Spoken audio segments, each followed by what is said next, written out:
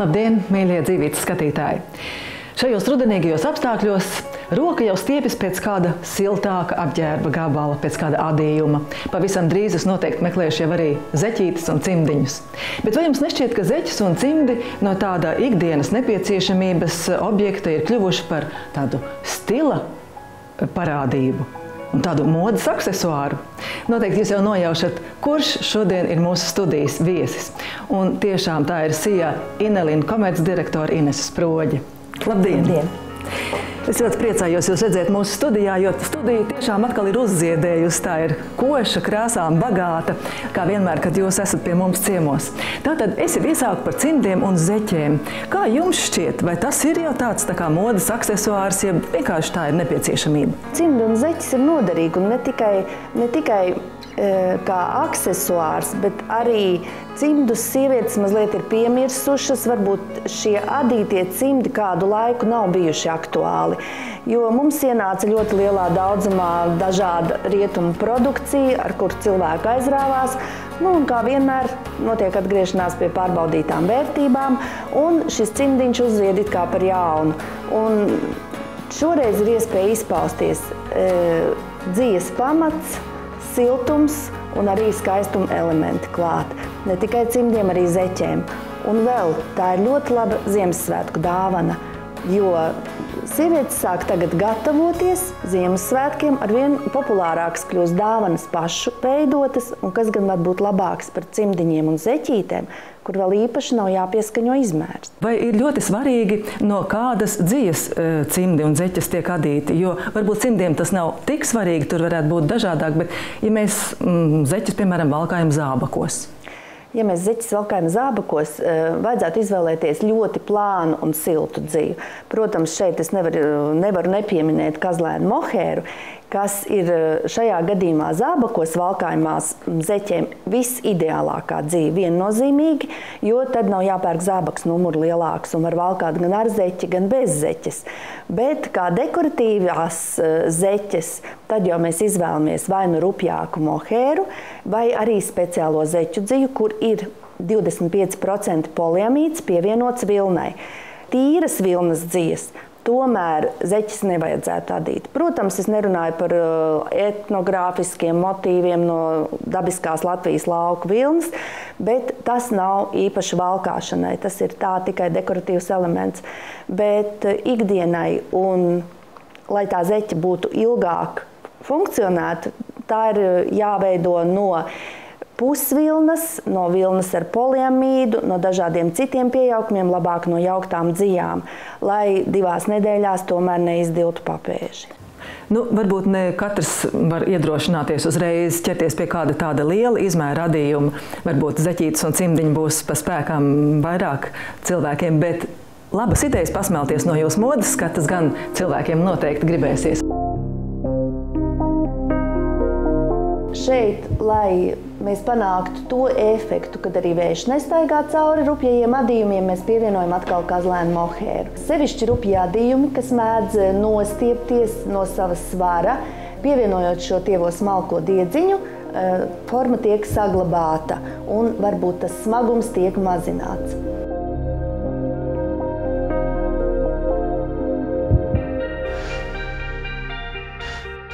Jūs redzat dzīvi, kas pēc mīkstuma ir ļoti līdzīga kokvilnai. Praktiski izjūtas ir tādas pašas kā kokvilnai, jo šeit vilnas dzijai ir pievienota mikrošķiedra. Nu, ne tikai cimdi un zeķes, arī cepurs, kur var izmantot dažādas dzijas sajauktas, plus kažokāda. Somas detaļas ir radītas, šeit var izmantot kādu jau esošu somu, un tikai nomainīt šo somas detaļu, kas ir varbūt pieskaņojama šī gadījumā pie adītā mēteļa. Ir dzija, kur jau fliteri ir iestrādāti dzijā, un no šādas dzijas, kā redzat, var adīt arī zeķis ar fliteriem. Fliteri ir ļoti sīki, smalki, nemanāmi, un līdz ar to arī netraucē zeķei, kad tā zeķe tiek valkāta.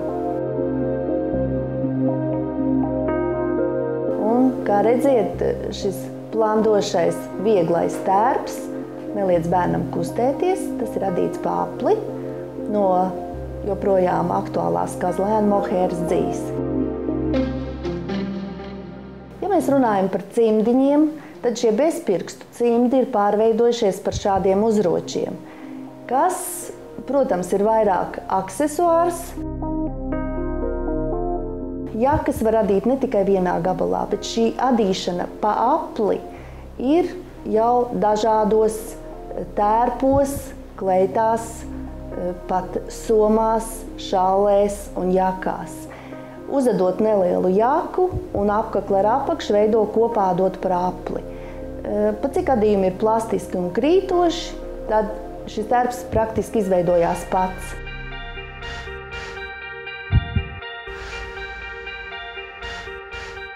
Zeķes, kā getras, kā pusgarās zeķes, kā īsās zeķītes un kā pēdiņas.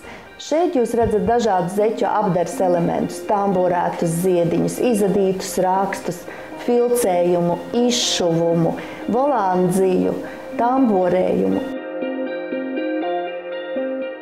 Man ļoti patīk arī tie modes sākuma skatas cimdiņi, kas kopā ar cepurīti veidoja tādu ansambli.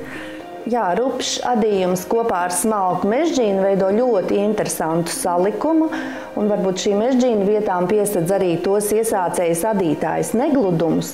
Protams, ne tikai mežģīna, arī šie tamborētie, izšūtie un vēl vieglāk varbūt filcētie elementi var pieslēgt vienu otru defektu un varbūt no defekta iznāk efekts. Bet ko darīt, ja mums ir pienākusi tā reize, kad adījums ir jāizmazgā? Man šķiet, ka tā ir viena no tādām lietām, kas daudz atbaida no adījumiem. Man gribas jums šodien lūgt padomu. Mēs esam jums sagatavojuši arī tādu iespēju parādīt praktiski, kā to vislabāk ir darīt.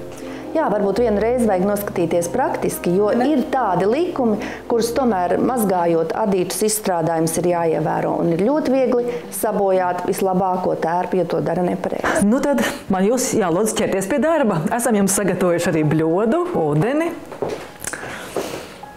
Un ķersimies klāt, atrotam piedurknes. Vispirms ūdens. Ūdens istabas temperatūrā.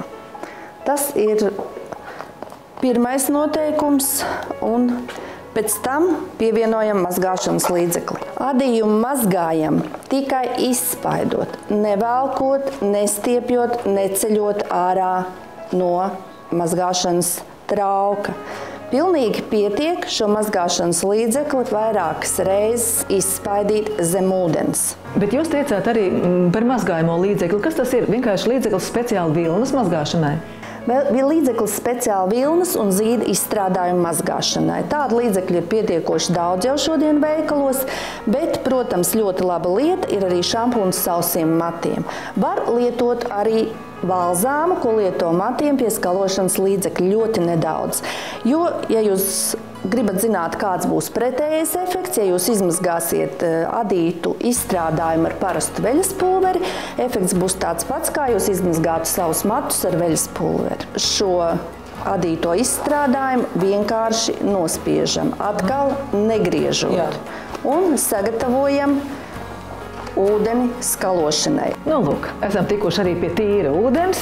Skalošanas process ir tieši tāds pats kā mazgāšanas process. Džemperīša vannas prieki beigušies, un tagad būtu svarīgi, kā tad žāvējot ir jāsagatavo. Šeit ir vajadzīgs frotēt vielas, vēlams gaišā krāsā, vislabāk baltā, un šo adīto izstrādājumu mēs ieklājam. Klājam pāri. Šo pāri.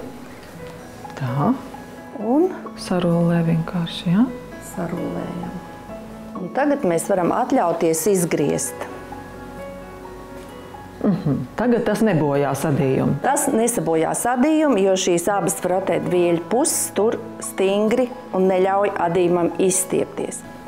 Nu, lūk, šī ir droša mazgāšana un izgriešana. Bet cik šis ir ļoti viegls džemperis, tad mēs varam tagad atļauties paņemt un izpurināt. Bet ja tas būtu smagāks, tad... Ja tas ir smagāks, mēs atstājam žūt uz dvieļa. Šeit jūs redzat arī piegludināmos Svarovska kristāliņus, kuras var ļoti jauki pat pie adītas tērpa piegludināt ar gludekli, un mazgājot nekas nemainās, šie kristāliņi pēc mazgāšanas arī paliek uz tērpa. Nu, tad ļausim džemperītim tagad žūt. Noliksim bļodu vietā. Nu, lūk. Un atgriezīsimies pie modes skates.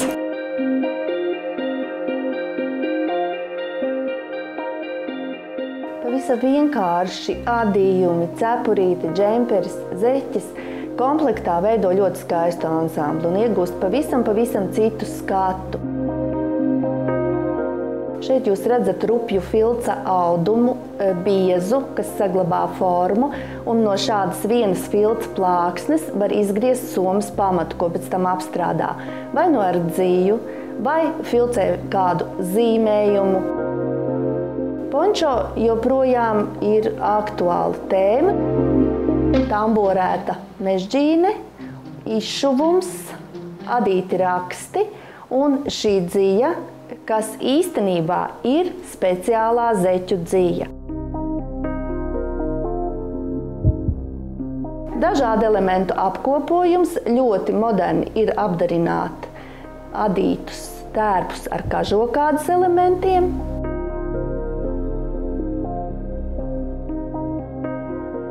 Šīs vieglās kazlēnu mohēras šalles jau ir kļuvušas par klasiku. Viena šalles var tikai 100 gramus. Tas ir tērps jebkurai situācijai, ziemai vai vasarai.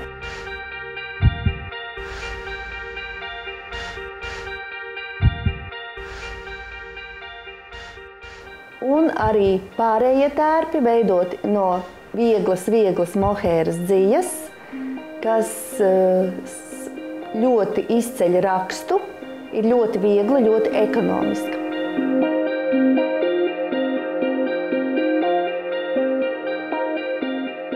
Jo vairāk toņus šajās šallēs mēs lietojam, jo efekts ir lielāks. Tagad laiks kļūst tumšāks un vairāk ir jāpiedomā par drošību, atrodoties uz ielas. Ko jūs ieteiktu šim gadījumam? Jā, ir tagad tādas atstarojošās dzijas. Pareizāk sakot, tas ir pagaidām vēl diegs, ko mēs pievienojam dzijai. Un iedot dažādas svītriņas vai dažādus rakstiņus cepurē, šālē, cimdos. Šis diegs ir nemanāms, bet tad, kad ir automašīnas gaisma, tad šis diegs spīd. Protams, ar šādu vienu iepakojumu tas ir apmēram pietiekoši, lai vienā šajā adījumā izveidotu rakstu vai svītriņus. Ārkārtīgi interesanti. Vai šī dzīņa pieejama visos jūsu veikalos? Šī dzīņa pieejama visos mūsu veikalos. Šī atstarojošā dzīņa, protams, ir ļoti būtiska. Ja negribas valkāt šīs lentes vai kaķīšas un zaķīšas, kādas var piestiprināt. Tieši tā. Un tomēr es jums gribu pajautāt, kas jūs sirdi īpaši šoruden silda? Šeit ir vilna kopā ar lamas vilnu. Tas šo dzīvi padara vēl siltāku. Ir arī tīra lamas vilna, rādu jums viņu izstrādājumā, jo iesaiņojums ir tikai spolēs, jo ir ļoti maiga, viegla un gaisīga, bet priekš rupjiem izstrādājumiem tīra 100% lamas vilna. Jauna dzīve vēl ir papilons. Tā dzīve veido it kā kažokādas efektu ar tādu krītošu, gaisīgu pūciņu. Jaunās volandzijas, kur bumbulīši ir tāda tīkliņa galā, ne tikai piestiprināta, līdz ar to šallēm ir daudz gaisīgāks efekts. Arī volandzijas ar zelta un sudraba ielaidumiem priekš grezniem tērpiem, greznām šallēm un dažādiem aksesuāriem. Un mašīnadīšanai dzīs spolītēs, dabiskais zīds, merinos vilna, pusvilna, kašmirs ar zīdu. Un ļoti jauka dzija ir no Baby Kid Extra, kas ir no ļoti jauna kazlēna. To mēs arī redzēsim turpmākajos tērpos. Ļoti viegli jāciņa, apvienots tamborējums ar adījumu. Un šāds tērps veidots no viskozes, nedaudz smalkas viskozes kopā ar kazlēnu mohēru. Ļoti jauka dzija ir Baby Dream, bet šī dzija ir Hot Wool. Šī dzija ir mīksta kā koka vilna. Tad, kad bērns jau staigā ar kājām, varbūt var atļauties šo nelielo sintētikas pieaugumu, tomēr mazgāt un kopt šo tērpu būs daudz vieglāk. Ļoti jaukus tērpus var izveidot šīs pašas volandzijas bērniem gan svārku apdarēs, apkakles apdarēs, kā žābo, kā apakšsvārkus. Šī ir dzija, ko pieminēju, Baby Kid Extra, kas ir no ļoti, ļoti jauna kazlēna. Šādam izejamam tērpam, protams, dzijā negludumi un bumbulīši būs redzami, tādēļ ir jāņem pati kvalitatīvākā kazlēna mohēra.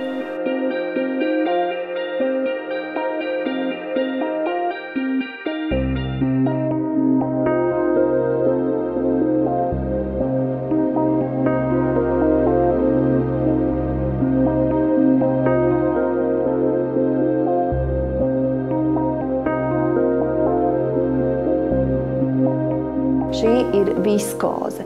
Viskoze – krītošs elements. Ja mēs gribam viņu vēl nedaudz padarīt it kā ziemīgāku, mēs pievienojam to pašu kazlēnu mohēru vai arī kādu no smalkajām dzijām, kur ir klāt nedaudz spīdums, nedaudz poliestera diegs. Un jaka, šalle.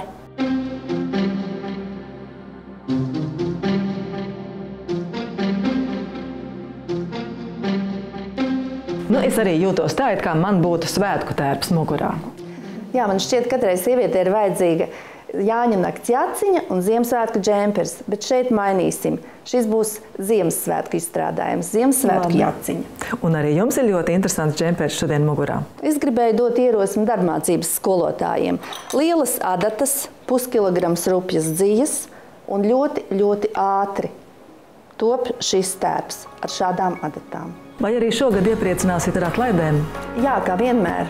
Šajā laikā 5. un 6. datumā visos mūsu veikalos Adele, Daugavpilī, Rēzeknē, Valmierā, Cēsīs, Ventspilī un Liepājā, kā arī abos Rīgas veikalos Mieru un Ģertrūdes ielās, būs lielās rudens atlaides. Tiekat laipni aicināti. Mīļš, paldies par sarunu, un es ceru, ka jūs tagad zināt, ko darīt garajos, pelēkajos, drūmajos rudens un ziemas vakaros. Lai jums labi veicas, visu jauku!